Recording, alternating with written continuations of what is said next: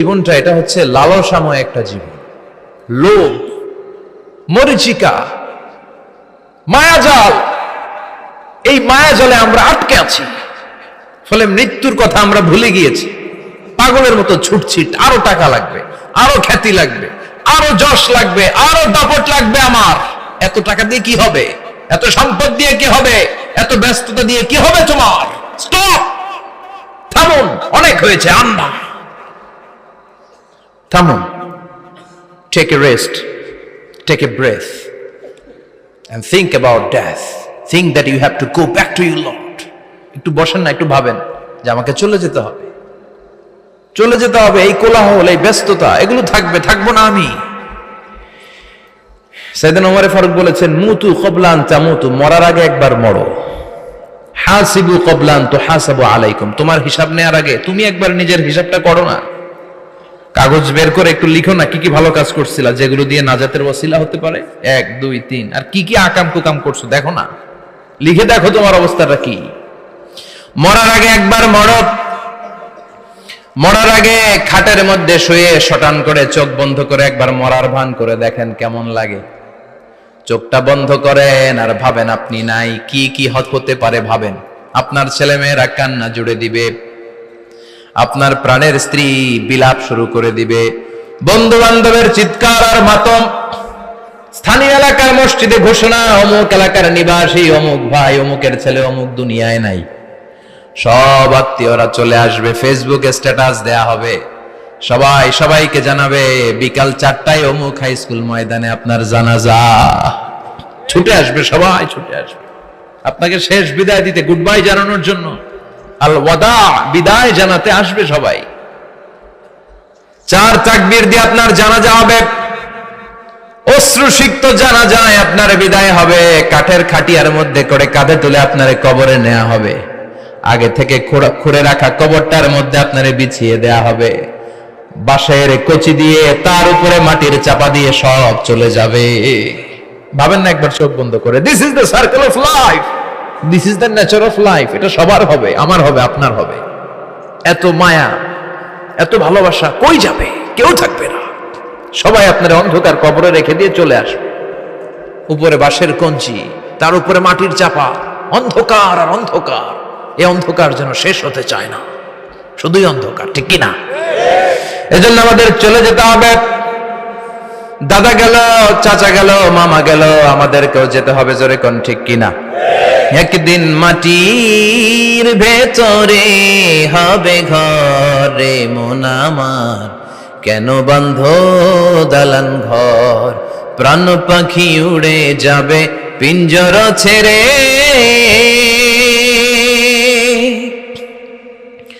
ধরা ধামে সবই রবে, তুমি যাবে চলে, বন্ধু বান্ধব যত, মাতা পিতা যারা সুত, সবই হবে তোমার পরে মন আমার, কেন বন্ধ দালান ঘর। একদিন মাটির ভেতরে হবে ঘরে মন আমার, কেন বন্ধ দালান ঘর, ঠিক কিনা? সব করে থাকবে, চলে যেতে হবে আমাদেরকে। এজন্য আখিরাতের কথা যেন আমাদের স্মরণ হয়। বিশ্বনবী বলতেন, নাহাইতুকুম আন জিয়ারাতিল কুবুর, আমি তোমাদেরকে কবর জিয়ারত করতে আগে নিষেধ করতাম, কিন্তু এখন নিষেধাজ্ঞা প্রত্যাহার করে নিলাম।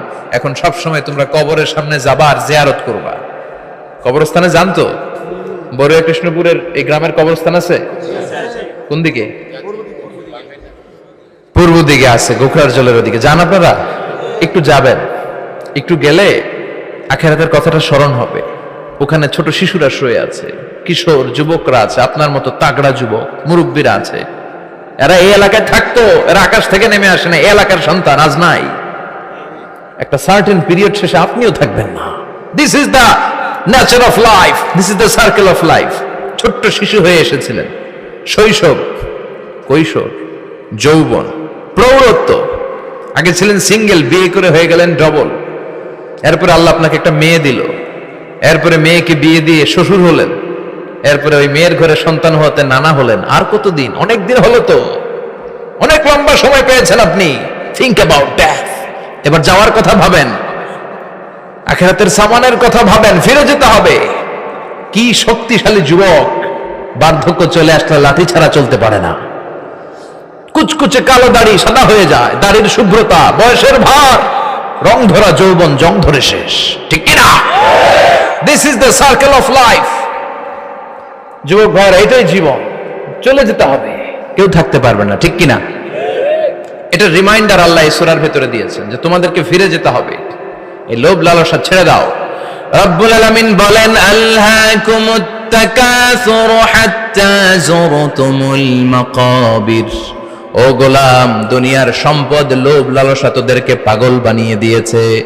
এই লোভ পাগলামি কোনোদিন তোদের থামবে না যতদিন না তোরা কবরে ঢুকবি, ঠিক কিনা? কার কথা? আল্লাহ বললেন, দুনিয়ার সম্পদ আর লোভ আর মোহে তোমরা গাফেল হয়ে গিয়েছো। আখিরাতের কথা বেমালুম তোমরা ভুলে গিয়েছো, কিন্তু আখিরাতে তোমাদের যেতেই হবে, কবরের বাড়িতে তোমাদের ঢুকতেই হবে, ঠিক কিনা? যেতেই হবে, আমরা ভুলে যাই। আলহাকুমুত তাকাসুর, অতিরিক্ত পাওয়ার লোভ, বেশি বেশি খাওয়ার লোভ, বেশি বেশি জমানোর লোভ মানুষকে গাফেল বানিয়ে দিয়েছে। এটা মানুষের স্বভাব, আরো চাই আরো চাই, এই স্বভাবটা আছে না নাই? দেখবেন ছোট বাচ্চারা মসজিদের দোয়া অনুষ্ঠান শেষে জিলাপি দেয় না? বড় কৃষ্ণপুর কি দেয়? আগে বাতাসা দিত না, এখন কি দেয়? জিলাপি দেয়, মিষ্টি দেয়। তো মসজিদের 2-3 গেট থেকে যদি দেয়, ছোট বাচ্চারা দেখবেন এদিক দিয়ে কয়েকটা নিয়ে আবার ওই গেটে লাইন ধরে। ওর হাত হলো ছোট হাত, ওর হাত ভর্তি জিলাপি, আর নেওয়ার জায়গা নেই, এরপর আরেক জায়গায় লাইন ধরছে, আরো লাগবে আরো লাগবে, এই আরো আরো আরো চাই। এই স্বভাবটাই মানুষকে কুড়ে কুড়ে শেষ করে দিয়েছে। এত লাগবে কেন তোমার? চাহিদার কোনো শেষ নাই, unlimited demand of human being.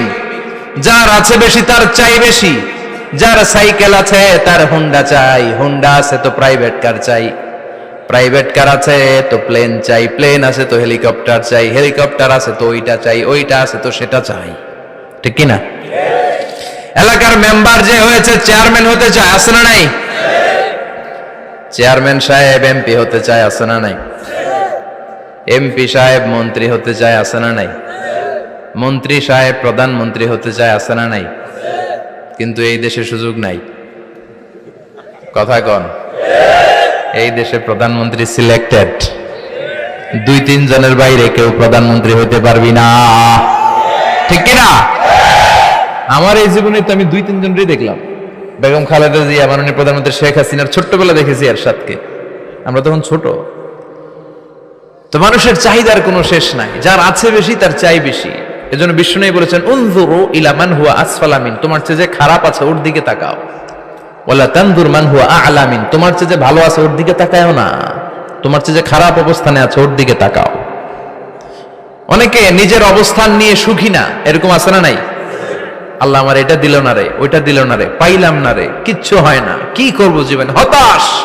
আসলে আছে কিন্তু অনেক, কিন্তু শুকরিয়া নাই, ডাকাত, ঠিক কিনা? নিজের অবস্থান নিয়ে সুখী না, কিন্তু অনেক লোক আছে তারা আপনার অবস্থানে পৌঁছতে চায়। তাদের দিকে তাকিয়ে দেখেন, আপনি যে অবস্থানে আছেন এই অবস্থানে পৌঁছাটা অনেকের কাছে স্বপ্ন। তারা প্রতিনিয়ত সংগ্রাম আর স্ট্রাগল করে যাচ্ছে আপনার অবস্থানে পৌঁছতে, আর আপনি এটা নিয়ে সন্তুষ্ট না। শেখ সাদির নাম শুনেছেন? বালাগাল উলা কাশাফাদ দুজা, এই কবিতাটার রচয়িতা ইরানের বিখ্যাত এক কবি। উনি একবার আর্থিক সমস্যার মধ্যে দিয়ে সময় কাটাচ্ছেন, টাকা নাই, পয়সা নাই, পায়ে দেওয়ার মতো জুতা নাই। উনি খুব দুঃখ পেলেন, হায় রে, আমি ইরানের এত বড় কবি, আমার পায়ে দেওয়ার মতো জুতা নাই। দুঃখ ভরা মন নিয়ে রাস্তায় হাঁটতে বেরোলেন। হাঁটতে হাঁটতে হঠাৎ দেখলেন একটা লোক শুয়ে শুয়ে কাঁদছে, ওই লোকটার 2টা পাই নাই, পাই নাই। উনি সেজদায় পড়ে গেলেন, আল্লাহর কাছে ক্ষমা চাইলেন, আল্লাহ অনেক দিয়েছো, শুকর আলহামদুলিল্লাহ। এজন্য যেই পরিস্থিতিতেই থাকি না কেন আমরা কি পড়বো? জোরে বলেন, কি পড়বো? এজন্য কানাতু মিনাল ইসলাম, অল্পে তুষ্ট থাকার নাম হলো ইসলাম। সম্পদ লাগবে কিন্তু সম্পদের পাহাড় লাগবে না, ঠিক কিনা? অল্প খান, অল্প পড়েন, অল্প জমান, অল্পের ভেতরে বরকত ঢুকায়া দিছে কে? দেখবেন যাদের সম্পদ অল্প তারা সুখী বেশি। জরিপে এটা দেখা গিয়েছে, অনেক সার্ভেতে এটা এসেছে, যারা সম্পদশালী এরা দুঃখী বেশি। এদের দুঃখ বেশি, টেনশন বেশি, খুব স্বাভাবিক। টাকা যার বেশি, রোগ তার বেশি। টাকা যার বেশি, টেনশন তার বেশি। টাকা যার বেশি, ঘরে শান্তি তার কম। আছে না নাই? ঘরের ভেতরে অশান্তি, ছেলে কথা শোনে না, ছেলে টানে গাঞ্জা, মেয়ে করে পরকিয়া। আছে না নাই? স্ত্রী কথা শুনে না, ভালোবাসা নাই, ঘরটা জাহান্নামের টুকরা। রোগ বালাই, এক একটা হসপিটাল বিল পরিশোধ করতে মাসে 5 লাখ 10 লাখ। আছে না নাই? কিছু খেতে পারে না, ডাক্তার একেবারে ডায়েট মেনু বেঁধে দিয়েছে। Diet, very diet menu. এটা এটা এটা এটা কিছুই খাবেন না, শুধু গরু খাবেন না, খাসি খাবেন না, চিংড়ি খাবেন না, খালি ঘাস খাবেন। ইচ্ছে মতো ঘাস খাবেন, মানে ঘাস জাতীয় যত আইটেম আছে সব খাবেন। শাক খাবেন, সবজি খাবেন, সালাদ খাবেন। গরু, চিংড়ি, মুরগি, গোশত, ইলিশ কিছু খেতে পারে না। তাহলে রোগ বেশি, খাওয়ার মজা নাই, ঘরে সাংসারিক শান্তি নাই, খালি ব্যারাম আর ব্যারাম। ঠিক কিনা? কিন্তু সম্পদের পাহাড় ঘটেছে। আর অল্প যারা খায়, অল্প পড়ে, রিক্সাওয়ালা, কুলিওয়ালা, অল্প বেতনের চাকরি, কিন্তু হক হালালি মেনে চলে, দেখবেন শান্তি আছে অনেক। হ্যাঁ, বাসা ভাড়া দেয়, ফ্যামিলি চালায়, বাচ্চাদের স্কুল বিল, এরপরও মাস শেষে 1-2 হাজার টাকা হাতে থেকে যায়। আর ওর প্রতি মাসে 10 কোটি টাকা ইনকাম, তারপরও ব্যাংকের ঋণ আছে না নাই? সুখ কারে বলে? কিভাবে আপনি সুখকে ডিফাইন করবেন? সুখ তো টাকায় কিনা যায় না। শান্তি টাকা দিয়ে হয় না, শান্তি দেওয়ার মালিক কে? শান্তি আছে অল্প খেয়ে শুকর করার মধ্যে, শান্তি আছে আলহামদুলিল্লাহর মধ্যে। চিল্লায় বলেন ঠিক কিনা?